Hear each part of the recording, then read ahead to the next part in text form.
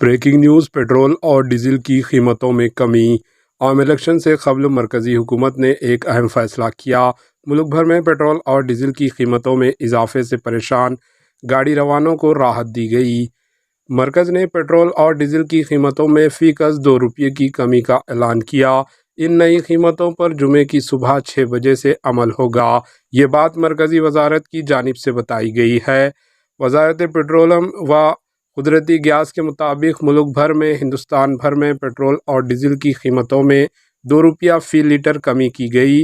نئی قیمتوں کا اطلاق 15 مارچ 6 بجے سے ہوگا۔ پیٹرول اور ڈیزل کی قیمتوں میں کمی سے 58 لاکھ سے زائد ہیوی وہیکلز، 6 کروڑ کاروں اور 27 کروڑ ٹو ویلرز کے مالکین کو راحت ملے گی۔ پیٹرول اور ڈیزل کی قیمتوں میں کمی سے شہریوں کو فائدہ ہوگا۔ بتا دیں کہ یہ الیکشنز کے ایک جھونکے ہے۔ Bureau report, AHN news.